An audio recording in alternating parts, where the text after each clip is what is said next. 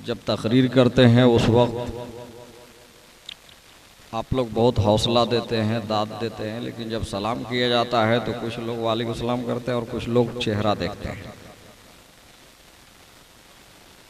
जब कोई भी सलाम करे तो आप उसके सलाम का जवाब अहसन तरीके से दें।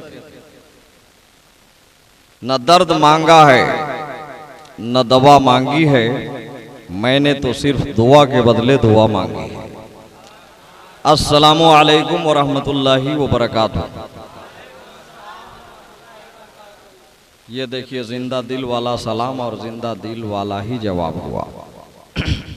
अल्हम्दुलिल्लाह अल्हम्दुलिल्लाहिल्लज़ी व कफ़ा व सलामुन अला इबादिहिल्लज़ीना इस्तफ़ा।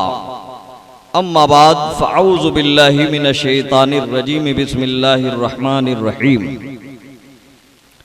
या अय्युहल्लज़ीना आमनुस्तईनु बिस्सब्रि वस्सलाह इन्नल्लाहा मअस्साबिरीन। आमन्तु बिल्लाहि सदक़ल्लाहुल अज़ीम व बल्लग़ रसूलुहुन नबियुल अमीनुल करीम व नहनु अला ज़ालिका लमिनश शाहिदीन व शाकिरीन वल्हम्दुलिल्लाहि रब्बिल आलमीन। ऐ करबला की खाक उस एहसान को न भूल।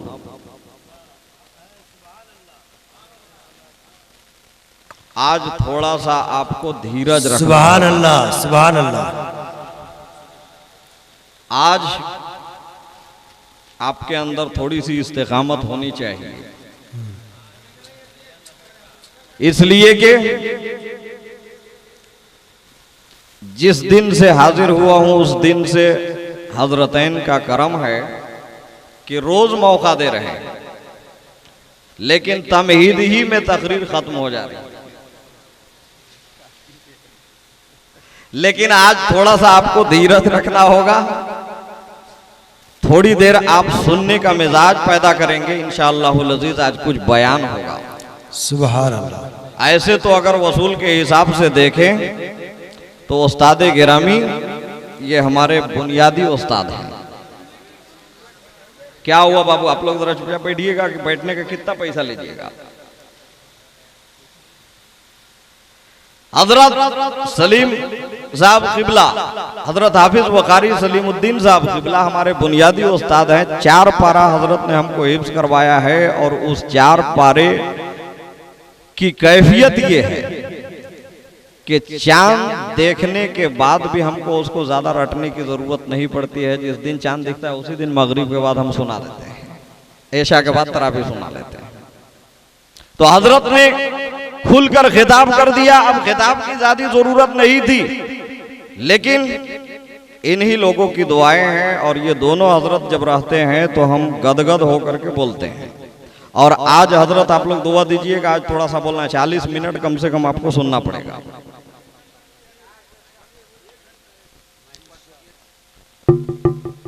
ठीक है, वो वाला दीजिएगा का।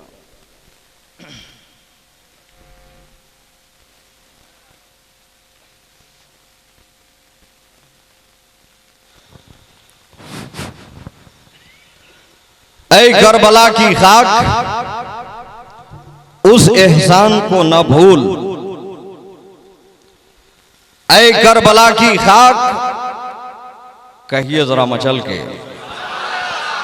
इसलिए कि खाके करबला ही वो खाक है कि जब तक ये दुनिया कायम रहेगी जमीन करबला का जिक्र होता रहेगा। ऐ करबला की खाक उस एहसान को न भूल। तड़पी है तुझ पे लाशे जिगर गोश है बतूल। तड़पी है तुझ पे लाशे जिगर गोश है बतूल। और मजलूम के लहू से तेरी प्यास बुझ गई। मजलूम के लहू से तेरी प्यास बुझ गई और सैराब कर गया तुझे खूने रगे रसूल। सैराब कर गया तुझे खूने रगे रसूल। बादा व तौहीद के मतवालो, शम्मे नबूवत व रिसालत के परवानों, गौसो ख्वाजा व रजा के दीवानों, औलियाए किराम से बेपनाह अकीदत और मोहब्बत रखने वालों, इमाम हुसैन के इश्क में अपने जिंदगी के हर लम्हात को गुजारने वालों, आइए हम और आप मिलकर अपने और सारी कायनात के मरकज़ अकीदत सैयाह लामका सरवरे हर दोसरा लंबे लंबे हाथों से भीख देने वाले आका, जो सबलु सबील के मुर्सिले आजम हैं, जो हम गरीबों के चारागर हैं, जो हम नातवानों के तवा हैं, जो हम गिरते पड़ते हुए हम गरीबों के नैया के खेवनहार हैं। आइए उस रसूल की बारगाह में झूम कर दुरूद पाक की डालियां निछावर करें और पढ़े अल्लाहुम्मा सल्ली अला सय्यदना व शफीना व नबीना व हबीबना व तबीबना व मौलाना मुहम्मद व बारिक वसल्लिम सल्लु अलैहि सलातुम व सलामन अलैहि या रसूल अल्लाह सल्लल्लाहु तआला अलैहि वसल्लम। हजरात, जिक्र शुहदाए करबला क्या है, जिक्र इमाम हुसैन क्या है? इमाम आली मकाम को सिर्फ इतना समझ जाएं कि जब तक ये दुनिया बाकी रहेगी इमाम आली मकाम का नाम जिंदा रहेगा। जब तक ये सूरज और चांद जिंदा रहेंगे, बाकी रहेंगे, उस वक्त तक इमाम आली मकाम का नाम जिंदा रहेगा। जब तक ये जमीन के अंदर हरकत व सकनात बाकी रहेंगे, उस वक्त तक इमाम आली मकाम का नाम जिंदा और जावेद रहेगा। जब तक हम और आप जिंदा रहेंगे, उस वक्त तक इमाम आली मकाम का नाम जिंदा और जावेद रहेगा। वो इसलिए नहीं कि वो नवासे रसूल हैं, वो इसलिए नहीं कि वो जिगर गोश बतूल हैं, वो इसलिए नहीं कि वो नूरे निगाहे वली अली हैं, वो इसलिए नहीं कि रसूल के शहजादे हैं, इसलिए कि रसूल का शहजादा होना ये बहुत मुकद्दर की बात है, अली के नूरे नजर होना ये बहुत तकदीर की बात है, हजरत फातिमा का लाल बनना ये नसीब की बात है। लेकिन इमाम अली मकाम का नाम इसलिए भी जिंदा रहेगा कि ओ हुसैन जिसकी हिम्मत पे अली शेरे खुदा को नाज है, ओ हुसैन जिसकी हिम्मत पे अली शेरे खुदा को नाज है, ओ हुसैन ओ नवाजा जिस पे मोहम्मद मुस्तफा को नाज है। और सजदे तो सबने किए या हुसैन, सजदे तो सबने किए, पर आपका नया अंदाज है, आपने करबला में वो सजदा किया जिस पर खुदा को नाज है।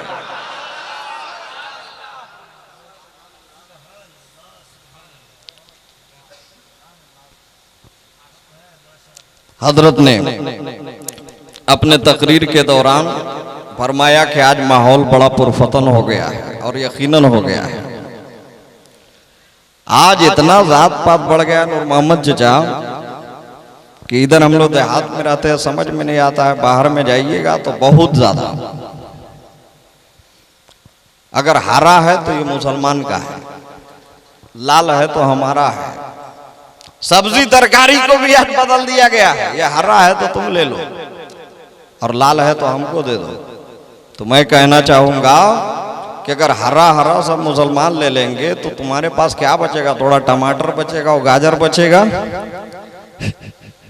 और अगर इस चीज को मान भी लिया जाए तो फिर तरबूज का क्या हाल होगा? तरबूज का क्या हाल बचेगा? इसलिए कि वह अंदर से लाल, ऊपर से हरा, ऊपर से मुसलमान, नीचे से बहुत हो गया है। लेकिन खुदा खैर करे, हम घबराने वाले नहीं हैं। खुदा हम मुसलमानों का मुहाफिज और निगहबान है, हमें कोई परेशानी नहीं हो सकती। इसलिए कि चाहे दुनिया का कोई माहौल खराब हो, चाहे दुनिया का कोई भी फितना खड़ा हो, चाहे दुनिया में कोई वबा या बीमारी आ जाए, हमको घबराने की जरूरत नहीं है। इसलिए कि ये और बात है कि हमको बदनाम करने की नीयत से लोग कहते हैं कि ये मुसलमान लोग हैं, यही लोग कोरोना फैलाते हैं। लेकिन मैं कहता हूँ कि ये तुम्हारी बदनसीबी है कि तुम सैनिटाइजर लेकर के और फिरते हो और कहते हो कि कोरोना से बचा लेगा। लेकिन हम उस नबी के उम्मती हैं कि हमारे आका ने, अगर तुम्हारे हाथ में सैनिटाइजर है तो हमारे मदीने वाले सरकार ने वजू दिया है, हम 5 मरतबा अपने हाथ मुंह को धोएंगे और दुनिया के तमाम वबाओं से भी महफूज होंगे और दुनिया के तमाम बीमारियों से भी महफूज होंगे।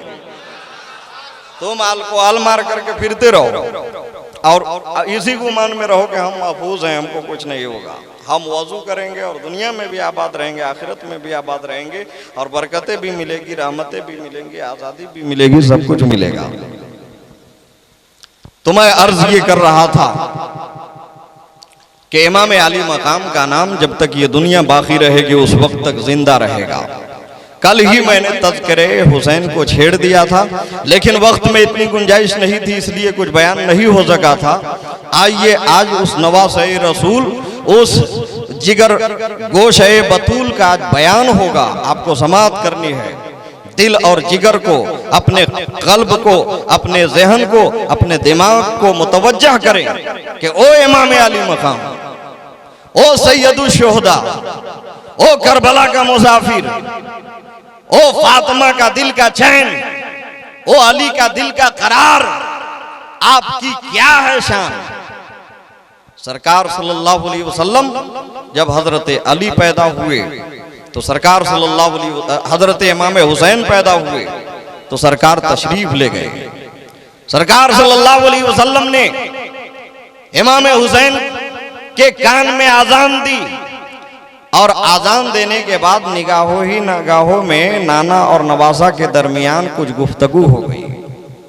आजान देने के बाद रसूलुल्लाह ने फरमाया कि ए बेटा हुसैन, मैं तुम्हारे कान में आजान दे दिया है, इस आजान की लाज रखना।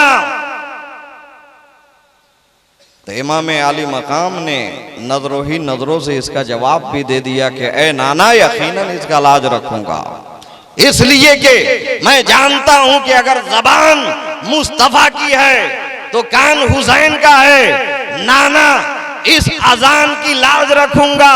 लोग मेंबरों में नमाज पढ़ते, लोग मेंबरों में तिलावत करते हैं, लोग मेहराबों में तिलावत करते हैं, लोग घरों में तिलावत करते हैं, लोग मैदान में तिलावत करते हैं, लोग बयाबान में तिलावत करते हैं। लेकिन या रसूल अल्लाह, हम इस आजान की लाज और पास तो यहाँ तक रखेंगे कि या रसूल अल्लाह, जब वक्त आएगा तो सिर्फ मैदान में नहीं, वक्त आएगा तो सिर्फ बयाबान में नहीं, वक्त आएगा तो सिर्फ मस्जिद और मेहराब में नहीं, बल्कि या रसूल अल्लाह, हम आपकी इस आजान के लाज के लिए हम नेज़े पे चढ़कर कुरान सुना देंगे।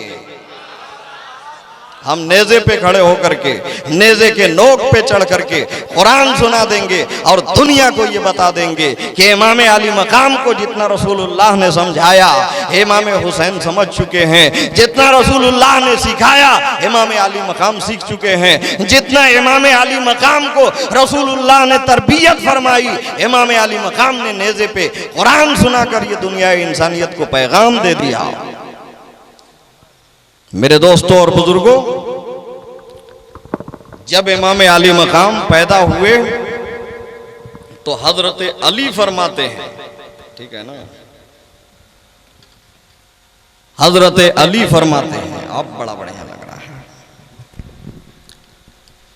कि इमाम आली मकाम दोनों शहजादे हजरत इमाम हसन और इमाम हुसैन देखने में ऐसा था कि सीना से लेकर यहां से और यहां तक, यानी सीने से लेकर सर तक हजरत इमाम हसन शबीह मुस्तफा थे। सुभान अल्लाह। यानी सीना से लेकर सर तक हजरत इमाम हसन का हुजूर सल्लल्लाहु अलैहि वसल्लम की तरह था, उनका मुशाबा था। और सीने से लेकर पैर तक इमाम हुसैन हुजूर सल्लल्लाहु अलैहि वसल्लम के कमर पैर की तरह थे। यही वजह थी कि सहाबाए कराम को जब भी सरकार सल्लल्लाहु अलैहि वसल्लम की याद आती थी तो हजरत इमाम हसन को बुलाते, इमाम हुसैन को बुलाते, दोनों को बुलाकर खड़ा कर देते और दीदार मुस्तफा का शरफ हासिल कर लेते। इसलिए कि जब भी खड़ा होते थे तो इमाम हसन हुसैन साथ खड़ा होने के बाद शबीह मुस्तफा बन जाते थे, मुस्तफा की तस्वीर बन जाते थे। एक आईना की तरह मुस्तफा के जलवे को सहाबा हजरत इमाम हसन और इमाम हुसैन की सूरत में नजारा कर लेते थे। सुभान अल्लाह। नारे तकबीर, नारे रिसालत, शाने हसनैन, अजमते हसनैन।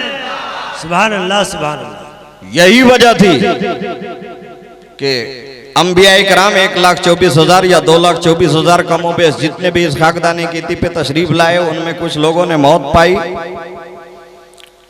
पर्दा किए, फितरी मौत वाक़ई हुई, एक लम्हे के लिए ही क्यों न हो। लेकिन कुछ अंबिया कराम ऐसे भी गुजरे कि उनको शहीद किया गया, जैसे जकरिया के ऊपर आरा चला दिया गया।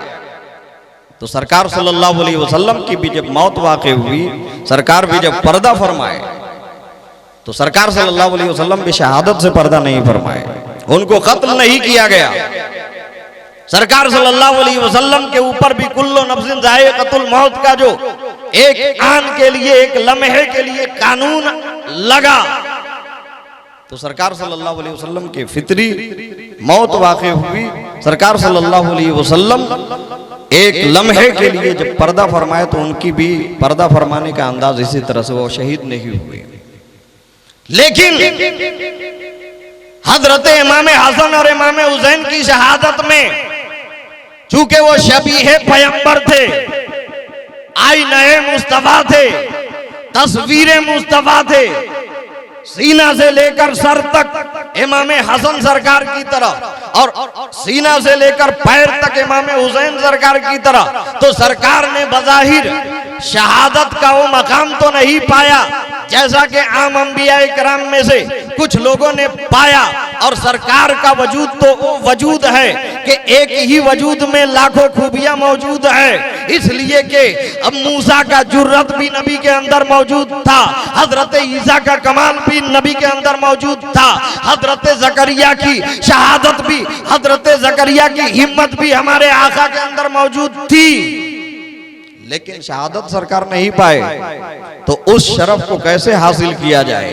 तो हजरत इमाम हसन की शहादत हो रही है, शहादत से आसना मुस्तफ़ा हो रहे हैं, हजरत इमाम हुसैन की शहादत हो रही है, जामे शहादत के मनसब से आसना मेरे मुस्तफ़ा हो रहे हैं। यानी इमाम हसन की शहादत में, इमाम हुसैन की शहादत में बज़ाहिर एक गर्दन कट रही थी इमाम हुसैन की, बज़ाहिर जहर खा करके शहीद हो रहे थे इमाम हुसैन, लेकिन शहादत का मर्तबा और मकाम मिल रहा था मदीने वाले आका का।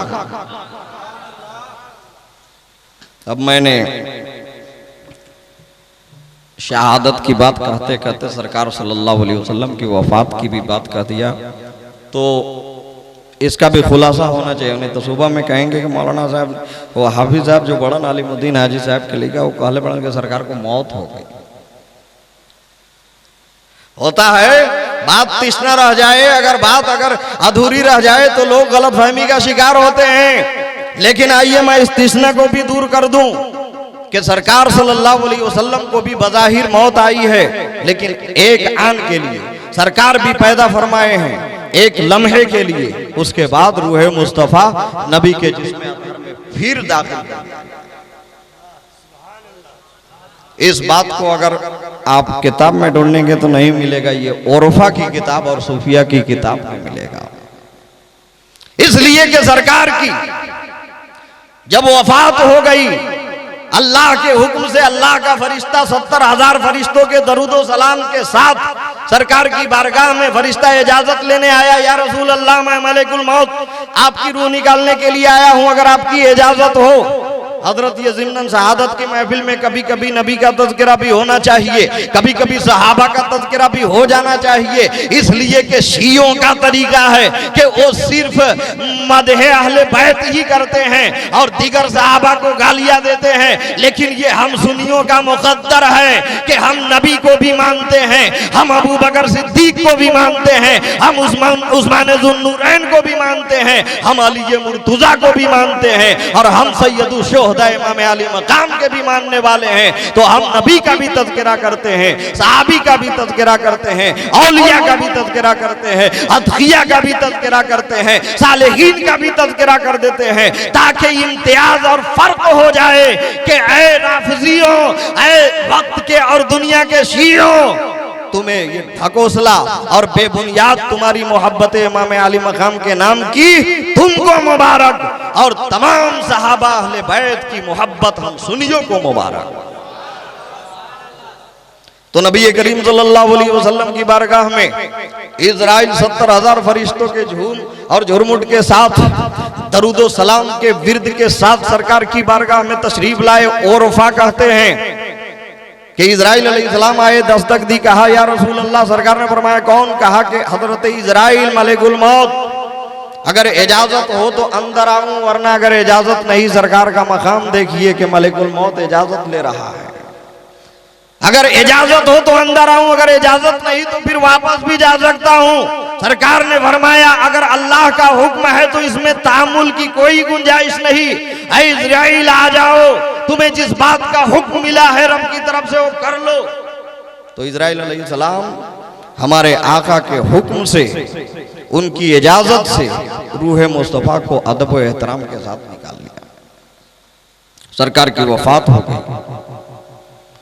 सरकार की जब वफात हुई, रूह मुस्तफा को निकाला गया, तो फरिश्तों के दिमाग में, जहन में ये बात आई कि अब रूह मुस्तफा को तो जिस्म मुस्तफा से निकाल लिया गया है, लेकिन इस रूह को रखा कहां जाएगा।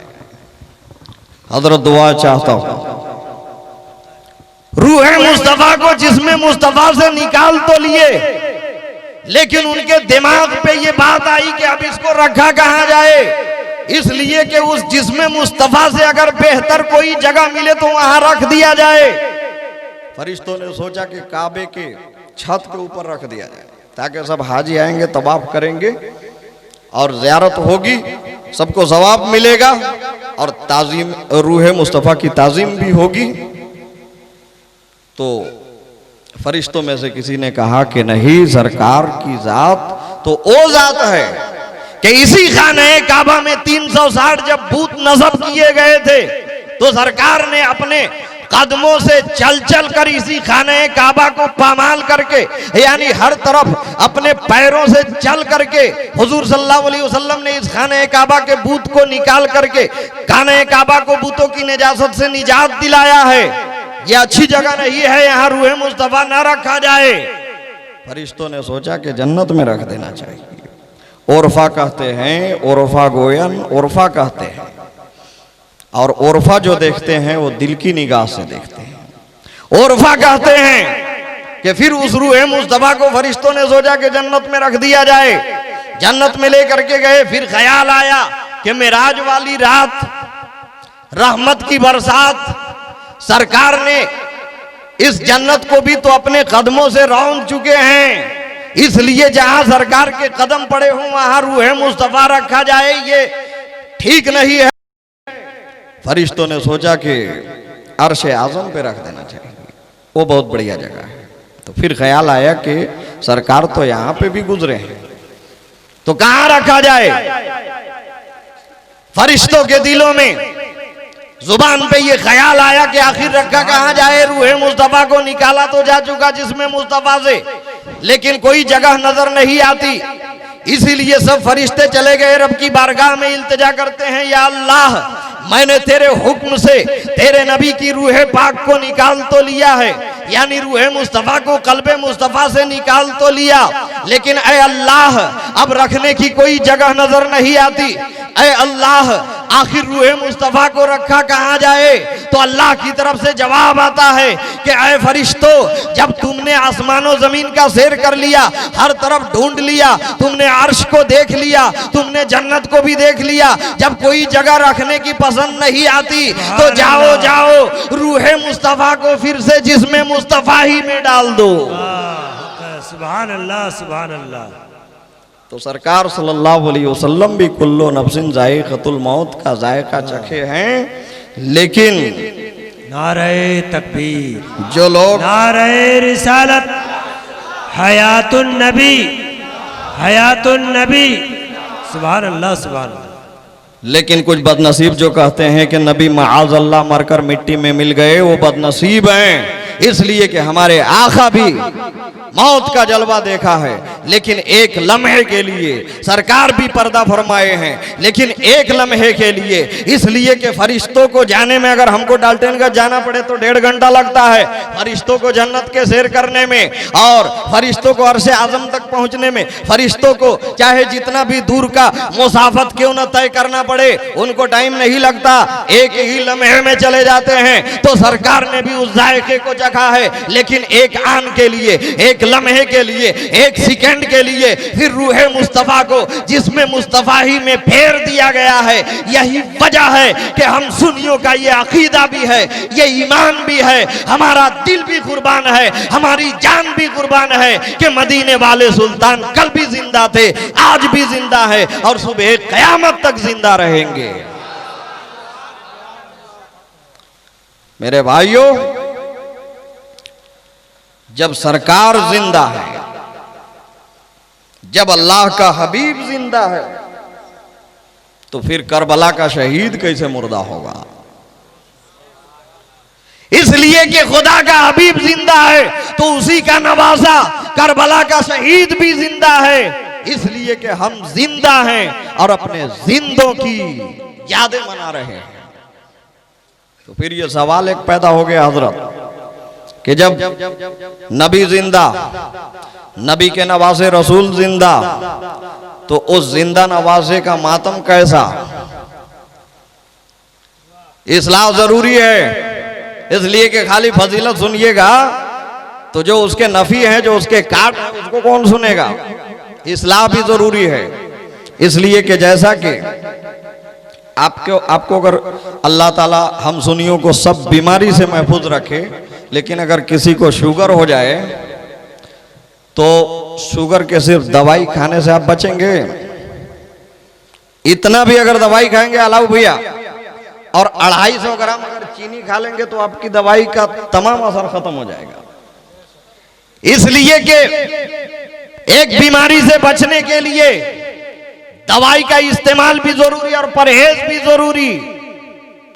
तो इमाम अली मकाम के जलसे में बैठने वालों, फजीलते अहले बैत को सुन रहे हो, तो जो हमारे अंदर गंदगियां हैं, खराबियां हैं, उसको भी साफ करते चलना पड़ेगा।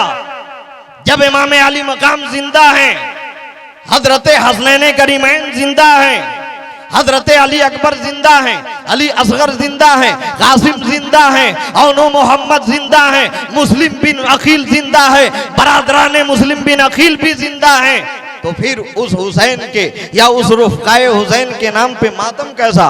उनके नाम पे चिल्लाना और पुकारना कैसा? उनके नाम पे नौहा करना कैसा? उनके नाम पे मरसिया गाना कैसा? इसलिए कि जब वो जिंदा हैं तो हम जिंदों के मातम नहीं कर सकते। और ये जिंदा हमारे कहने से नहीं है, बल्कि सरकार फरमाते हैं, कुरान से नज़े क़तई से साबित है कि वमन युक़्तलु फ़ी सबीलिल्लाहि अमवात, जो लोग अल्लाह की राह में शहीद किए जाएं तुम उन्हें मुर्दा मत कहो। अल्लाह का कुरान कहता है कि जो शहीद हैं वो मुर्दा नहीं, तो फिर हम उन्हें मुर्दा समझने वाले क्यों? और जब मुर्दा नहीं समझते तो फिर उनके नाम का मातम क्यों? तो अपनी रविश को बदलो, अपनी आदत को बदलो, अपने अंदाज को बदलो, अपने तर्ज तकल्लुम को बदलो, अपने फिक्र को बदलो, अपने जिक्र को बदलो। इसलिए कि इमाम अली मकाम की मोहब्बत को हमें समझना होगा कि रूहे हुसैन हमसे कैसे खुश होगी, फुरकते और कुर्बते हुसैन हमें कैसे हासिल होगी। इसलिए कि जिस चीज से इमाम अली मकाम की रूह खुश होगी वही काम हमको करना होगा,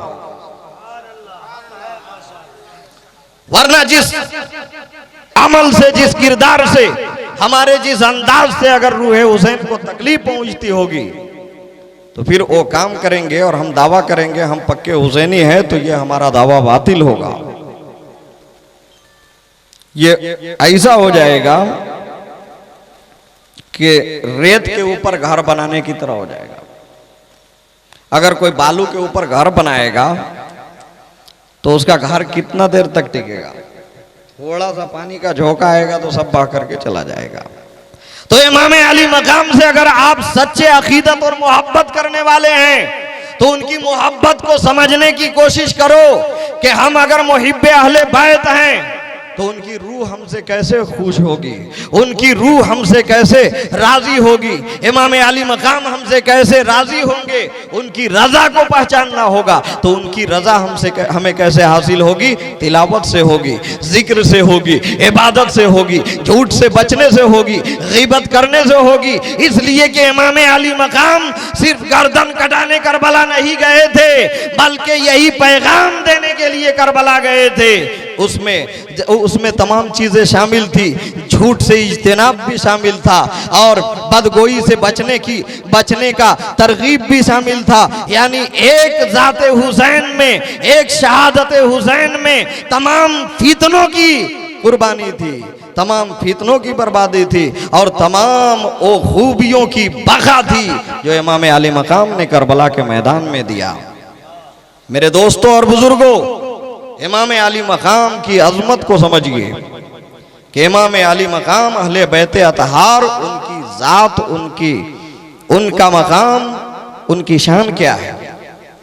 सरकार सल्लल्लाहु अलैहि वसल्लम है, एक गोद में नबी का अपना बच्चा है, एक गोद में नबी का नवासा है, एक गोद में एक हाथ के तरफ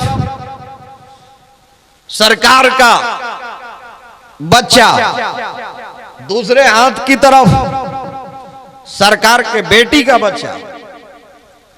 अल्लाह का फरिश्ता हाजिर हो गया, कहने लगा कि या रसूल अल्लाह, आपको एक को, इन दोनों में से जो आप दोनों को देख रहे हैं, कभी इधर देख रहे हैं, कभी इधर देख रहे हैं, कभी इधर लाड कर रहे हैं, कभी इधर प्यार कर रहे हैं, उतना ही में अल्लाह की तरफ से एक फरिश्ता आया, कहने लगा कि या रसूल अल्लाह, इन दोनों को आप बड़ी खूबी के साथ मोहब्बत फरमा रहे हैं, लेकिन या रसूल अल्लाह, एक को आपको राह खुदा में देना होगा।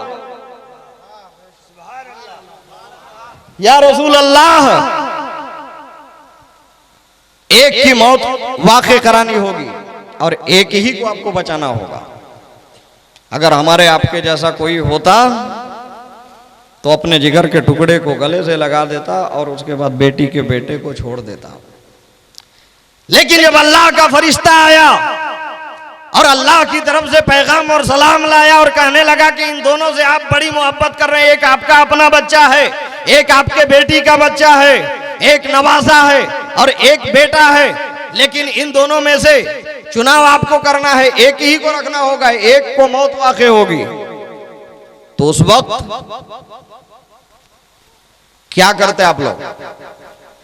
अपने ही जिगर के टुकड़े को संभालते और नवासे को उतार देते। लेकिन सरकार के इमाम आली मकाम से रिश्ते मोहब्बत को देखिए, इमाम आली मकाम से बेपनाह प्यार को देखिए, सरकार सल्लल्लाहु अलैहि वसल्लम के बेपनाह मोहब्बत को देखिए कि सरकार इमाम आली मकाम से कितना प्यार करते हैं, कितनी मोहब्बत करते हैं, कितने लाड और नाज के साथ और नाजबरदारी के साथ सरकार सल्लल्लाहु अलैहि वसल्लम अपने नवासे की परवरिश फरमा रहे हैं। जब मौत का फरिश्ता पैगाम खुदा लेकर के आया और कहा कि एक को राह खुदा में देना होगा, एक को बचाना होगा, तो सरकार फितरत ये कहती थी, इंसानी आदत ये कहती थी कि अपने बच्चे को बचा लो, नवासे को लुटा दो। लेकिन सरकार ने इसके बरअक्स किया। नवासे रसूल ज़ौजे बतूल हजरत इमाम हुसैन को गोद में रखा और अपने लाल को जमीन पे उतार दिया और मौत के फरिश्ते से कह दिया कि ले जाओ इसी को। इमाम आली मकाम का मकाम क्या है, इस चीज को इस बात से भी जाना जा सकता है कि सरकार नमाज अदा कर रहे हैं। वाकया बहुत मशहूर है, लेकिन थोड़ा सा बदल करके बता दूंगा, आपको थोड़ा लुत्फ आ जाएगा। एक बार कहिए सुभान अल्लाह। सरकार नमाज अदा कर रहे हैं, हालत नमाज में है और बचपन की शान बड़ी निराली होती है। सरकार नमाज में है, इमाम आली मकाम इमाम हुसैन खेलते खेलते आए और जैसे ही नबी ने सजदे में गया, इमाम आली मकाम सरकार की बारगाह में तशरीफ लाए और उछलकर पीठ पर चढ़ गए। कितना बड़ा मकाम है हजरत इमाम आली मकाम का कि नमाज ऐसी इबादत है कि तमाम इबादतों में सबसे आला मकाम है नमाज का, लेकिन जब इमाम अली मकाम नबी सजदे में हैं, इमाम अली मकाम जाकर पीठ पर सवार हो गए, तो नबी ने नमाज को नहीं तोड़ी। नमाज को तोड़ देते और उठते, और उठने के बाद धीरे धीरे उतार के रख देते। ये भी एक तरीका है। चाहे उठ जाते इसलिए कि इबादत है, चाहे गिरे या पड़े, लेकिन सरकार ने ना नमाज तोड़ी ना सजदे से सर उठाया, इसलिए कि जैसे ही इमाम अली मकाम पुश्ते नबूवत पे सवार हुए तो नबी को ख्याल आया कि अगर सजदे से सर उठाऊं तो इमाम अली मकाम गिर जाएंगे, और इमाम अली मकाम गिरेंगे तो उनके जिस्म में चोट आएगी, और ये चोट नबी को गवारा नहीं है। जब करबला में इमाम अली मकाम को जालिमों ने शहीद किया होगा तो उस शहादत पे, रूह मुस्तफा पे क्या गुजरी होगी, कितनी तकलीफ होगी कल्बे नबूवत पे, कब्रे अनवर ही में, कि जो नबी हालत नमाज में है और इमाम अली मकाम जब सवार हो गए तो सरकार ने अपने सजदे को तूल दे दिया, सजदा को लंबा किया। सुभान अल्लाह, सुभान रब्बी अल्लाह, सुभान रब्बी अल्लाह, सुभान रब्बी अल्लाह। अब सजदे की हकीकत हजरत के कदम बोसी करके आप पूछेंगे कि सजदे में हजरत कितने मरतबा सुभान रब्बी अल्लाह, तो कहेंगे कि 3 मरतबा, 5 मरतबा, या ज़्यादा आप खुशू के साथ पढ़ते हैं तो 7 मरतबा पढ़िए, 7 मरतबा सुभान रब्बी अल्लाह पढ़िए, और बेहतर यह है कि दोनों के बीच में 5 पढ़िए। लेकिन जब इमाम हुसैन पुश्ते नबूवत पे सवार हो गए तो इमाम अली मकाम के लिए नबी ने सजदा को लंबा कर दिया, और इतना लंबा कर दिया, इतना लंबा कर दिया कि बरिवायत मुख्तलिफ, रिवायतों में इख्तिलाफ होते हैं, इस चीज को हम मानते हैं। लेकिन एक रिवायत मेरी नजर से गुजरी जिसमें लिखा हुआ है कि नबी ने 72 मरतबा सुभान रब्बी अल्लाह कहा, सुभान रब्बी अल्लाह, सुभान रब्बी अल्लाह पढ़ते रहे, 72 मरतबा पढ़ते रहे, यहां तक कि जब तक इमाम अली मकाम अपनी रजा और खुशी के साथ पुश्ते नबूवत से उतर नहीं गए, मेरे आका सजदे में सुभान रब्बी अल्लाह कहते रहे, सुभान रब्बी अल्लाह कहते रहे। आप अब इसी से अंदाजा लगाइए कि कितना बुलंद मकाम है इमाम अली मकाम का, कि जब हम और आप नमाज पढ़ते हैं तो दुनिया से बेपरवाह होकर अपने लौ को रब की तरफ लगा देते हैं। अगर कोई वली नमाज पढ़ता है तो आसमानों तक का उसका ख्याल गुजर जाता है, लेकिन मुस्तफा की नमाज वो नमाज है कि अगर अली नमाज पढ़े तो अली कहते हैं कि मैं उस वक्त तक दूसरा सजदा नहीं कर लेता जब तक अपने रब का जलवा न देख लेता। और जब नबी नमाज पढ़ते होंगे तो नबी की नमाज की हालत क्या होगी, नबी के सजदे का हालत क्या होती होगी, नबी के क़याम के हालत क्या होते होंगे, आप ही अंदाजा करें। लेकिन जब इमाम अली मकाम ने सजदे के हालत में, ऐन सजदे में सरकार के पुश्ते अतहर पे सवार हो गए तो नबी ने अपने सजदे को तूल दे दिया, और जब तक इमाम अली मकाम अपने मर्जी से नहीं उतरे उस वक्त तक सरकार अपने सजदे से सर नहीं उठाए। जब अपनी मर्जी से उतरे तो सरकार ने फिर नमाज पूरी की, और नमाज पूरी की, सलाम फेर दिया। इमाम अली मकाम गए, दौड़े गए और जाकर के अपने अम्मी से कहने लगे कि अम्मी जान आज गजब हो गया। हजरत फातिमा कहती हैं कि बेटा क्या हुआ, तो इमाम अली मकाम कहते हैं कि अम्मा आज ऐसा हुआ कि हमारे नाना मुस्तफ़ा जाने रहमत हालत नमाज में थे, जब उन्होंने सजदा के लिए गया तो हम खेलते खेलते गए और उनके पुश्ते अतहर पे सवार हो गया। नबी ने हमारे गिरने की वजह से सजदे से सर नहीं उठाया, और मुस्तफ़ा ने, मेरी माँ फातिमा, मुस्तफ़ा ने हमारे लिए इतना सजदा को तूल दिया, इतने सजदे को लंबा किया कि 72 मरतबा सुभान रब्बियल आला कहा है। तो हजरत फातिमा कहती है कि बेटा तुमने ये क्या किया, क्या नमाज की ख्याल नहीं किया, क्या तुमने नबूवत का ख्याल भी नहीं रखा। तो हजरत इमाम अली मकाम कहते हैं कि अम्मा हमने सब कुछ जाना, हमने सबका ख्याल तो किया, लेकिन ये एक राज है। तो हजरत फातिमा हजरत फातिमा कहती हैं कि बेटा क्या राज है, तो हजरत इमाम अली मकाम फरमाते हैं कि अम्मा जान, आज हमारे लिए हमारे नाना ने अपने सजदे को लंबा किया है और 72 मरतबा सुभान रब्बियल आला कहा है। हालांकि सजदे का हुक्म यही है कि 3 बार 5 बार 7 बार कहा जाए, लेकिन हम न गिरें इस ख्याल से मेरे मुस्तफ़ा ने सजदे को तूल दिया है और तस्बीह को बढ़ाकर 3 बार नहीं, 5 बार नहीं, 7 बार नहीं, 10 20 बार 50 बार नहीं, 70 बार नहीं, बल्कि 72 बार कहा है। लेकिन ऐ मेरी माँ, इस बात को याद रखना कि जिस नाना ने हमारे खातिर अपने सजदों को तूल किया और सजदे को तूल दे करके 72 तस्बीह पढ़ी है, कल करबला का मैदान होगा, हमारे नाना का दीन होगा, उस दीन पे यलगार और हमला होगा। उस हमले को दिफा के लिए, उस हमले से दीन मोहम्मदी को बचाने के लिए मैं अपने कल्बो जिगर पर 72 तीर खाऊंगा और अपने नाना के दीन को बचा लूंगा, अपने नाना के दीन को पामाल नहीं होने दूंगा, अपने नाना के दीन मुस्तफा की हिफाजत करूंगा। या यूं कहा जाए कि हम उस वक्त 72 जाने करबला के मैदान में लुटा देंगे और अपने नाना के दीन को बचा लेंगे। ये है अहले बैते अतहार की अजमत। एक बात और समाज फरमा ले, सिर्फ 5 मिनट की है, तब तो समझ में आए कि इमाम अली मकाम क्या है। वरना हम तो यही सोचते हैं कि ढोल बाजा बजा लो, यही कुर्बत हुसैन का जरिया है। अहले बैते अतहार की जात को समझना होगा, उनकी शख्सियत को समझनी होगी, उनके मिजाज को समझना होगा, उनके तेवर को जानना होगा, उनकी शहादत को समझना होगा, उनके फलसफे शहादत को समझना होगा कि आखिर करबला के मैदान में अपने बाल बच्चों के साथ जाकर के क्या ऐसे ही शहीद हो गए? नहीं, दीन को बचाने के लिए शहीद हुए, कुरान की अजमत को पामाल होने से बचाने के लिए शहीद हुए। अगर इमाम अली मकाम करबला के तपते हुए रेगिस्तान में अपनी गर्दन नहीं कटाते तो आज हम लोग किस मकाम पे रहते या दुनिया ये बाकी रहती या नहीं रहती, इसको कहा नहीं जा सकता। लेकिन इमाम अली मकाम की शख्सियत क्या है, उनकी जात क्या है। एक छोटी सी रिवायत, हजरत उम्र फारूक का दौरे खिलाफत है।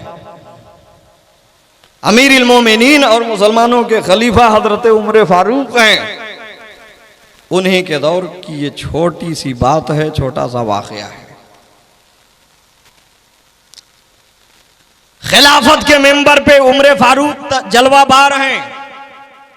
उनके बेटे हजरत अब्दुल्ला और इमाम अली मकाम बागीचा में चले गए। बागीचा में जब गए तो खजूर, अरब में खजूर ही तो है, खजूर के बाग में चले गए। हजरत अब्दुल्ला जो उम्र फारूक के लड़के थे वो ऊपर चढ़ गए और उसके बाद इमाम अली मकाम नीचे थे। हजरत अब्दुल्ला ऊपर से खजूर तोड़ते और जो ज्यादा पकी हुई रहती उसको अपने खा लेते, कच्ची खजूरें गिरा देते। इसको कसरे शान न समझेंगे, इसलिए कि बचपने की शान अजीब होती है, बचपना बचपना होता है। या यूं कहिए कि ज्यादा वो और कुछ खजूरें इनके लिए गिराते थे। हजरत इमाम हुसैन ने देखा तो मिजाज में थोड़ी सी तलखी पैदा हुई, तेवर बदला। इमाम अली मकाम ने कहा कि ओ मेरे नाना जान के गुलाम के बेटे, कहिए सुभान अल्लाह। तेवर बदला इमाम अली मकाम ने और नीचे ही से आवाज दिया कि ओ मेरे नाना जान के गुलाम के बेटे, होश से। तो हजरत अब्दुल्लाह के ज़हनो फिक्र पे ये बात थोड़ी कड़वी मालूम हुई। जल्दी से खजूर पे से उतरे। उतरने के बाद चूंकि खिलाफत के मनसब पे अमीरुल मोमिनीन खलीफा हजरत उम्र फारूक उन्हीं के अब्बा थे, सोचे कि इसकी शिकायत जो है तो हम अपने अब्बा के पास करेंगे और इनको सज़ा दिलवाएंगे। दौड़े दौड़े गए, कहने लगे कि अब्बा अब्बा आज हमने बागीचा गया था, हमारे साथ इमाम अली मकाम भी साथ में थे, मैंने ऊपर चढ़ा था वो नीचे थे, उन्होंने हमको अपने नाना के गुलाम के बेटे कहा है, हमको इंसाफ चाहिए। देखिए मकाम हुसैन कि वो इस उम्मीद को लेकर के गए थे कि शायद हमारे अब्बा खलीफा हैं, इनको कुछ सजा मिलेगी, कुछ हमारे लिए तसल्ली का सामान बनेगा। लेकिन जब अपने अब्बा से उस बागीचे का वाकया सुनाया तो हजरत उमर फारूक ने कहा कि जाओ इमाम अली मकाम से कहो कि जो उन्होंने कहा है इसको लिख करके भी दे देंगे, इसलिए कि बख्तम से लिखतम ज्यादा मुस्तनद होता है। हजरत अब्दुल्ला नहीं समझ पा रहे थे, वो सोच रहे थे कि शायद तहरीरी शक्ल में जाएगी तब कड़ी सजा मिलेगी उनको। इमाम अमीरुल मोमिनीन खलीफतुल मुस्लिमीन हजरत उमर फारूक ने कहा कि जाओ, जो बात तुम शिकायत कर रहे हो हजरत इमाम अली मकाम से पूछो कि जाओ उन्होंने बागीचा में जो कहा है क्या उसको लिख करके दे देंगे। इनके दिलों में और तसल्ली, शायद बड़ी सजा मिलने वाली है, बड़ी सजा दी जाएगी।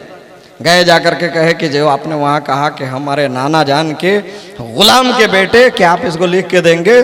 तो हजरत इमाम अली मकाम अगरचे बचपन में थे लेकिन इमाम अली मकाम के रगो पै में हाशमी खून था।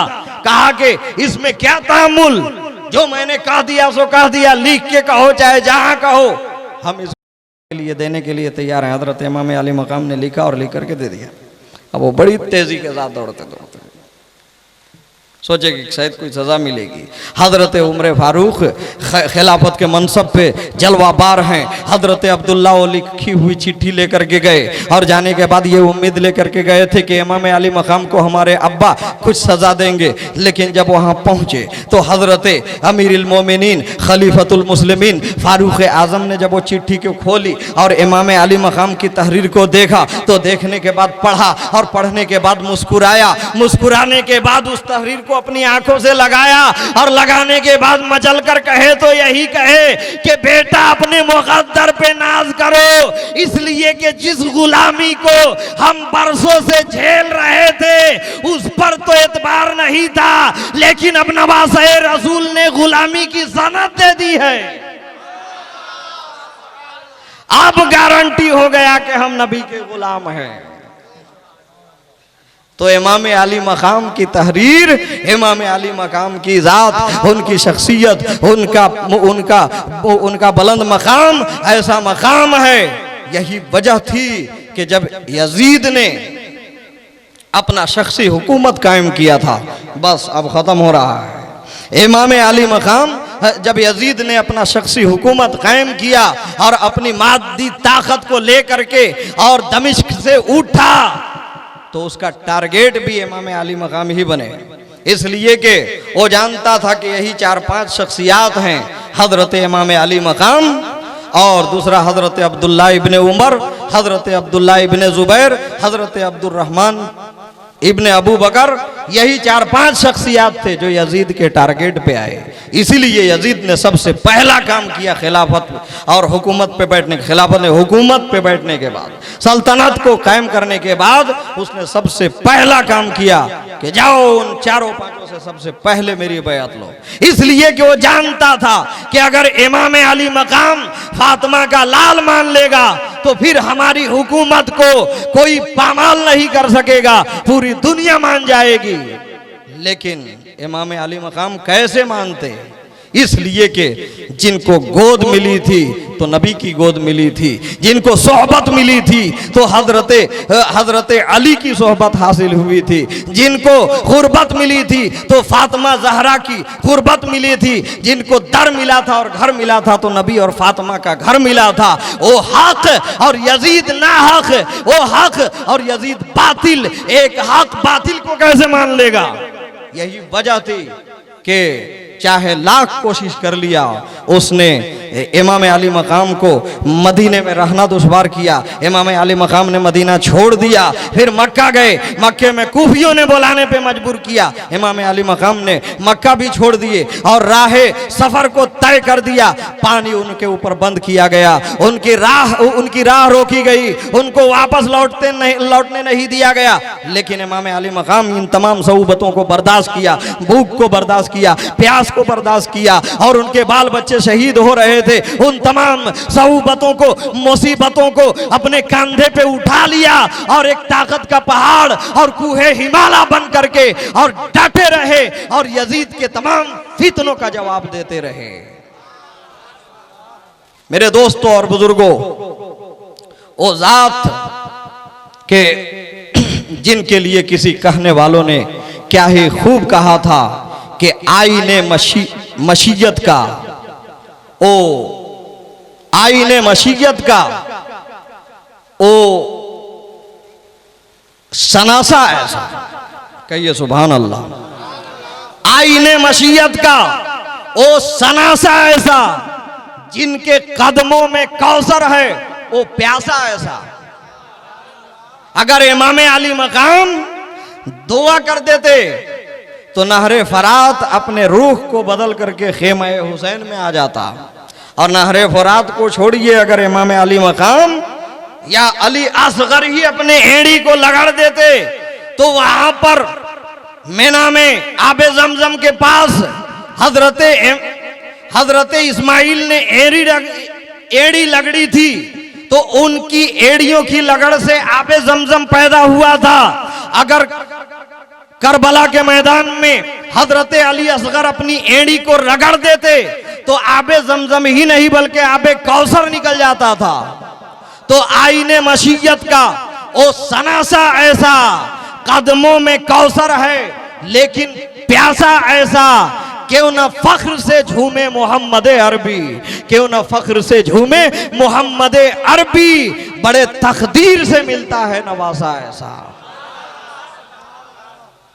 तो ये है जिक्र हुसैन, ये है शहादत हुसैन। कत्ल हुसैन असल में मर्ग यजीद है, इस्लाम जिंदा होता है हर करबला के बाद। वमा अलैना इल्लल बलाग व आखिरु दावाना अनिल हम्दुलिल्लाहि रब्बिल आलमीन। अब रोज जिक्र हुसैन होगा, जो भी बाकी 2-3 दिन बचे हुए आप रोज तशरीफ लाए, इंशाअल्लाहुल अज़ीज़ शहादत हुसैन का बयान होगा। आप हंसेंगे भी थोड़ा मोड़ा और ज्यादा रोएंगे इंशाअल्लाहुल अज़ीज़। अल्लाह की बारगाह में दुआ है कि मैंने जो कुछ भी कहा हमारे कहने में कम इल्मी के बुनियाद पे या सबक़त लिसानी के बुनियाद पे अगर हमसे कुछ गलती हुई हो तो अल्लाह रब्बुल इज़्ज़त माफ़ फरमाए, और मैंने जो कुछ भी हक कहा आपने हक सुना, इस पे आपको अमल खैर की तौफीक अता फरमाए। आमीन बजाहे सैयदुल मुरसलीन। खड़े होकर सलातो सलाम।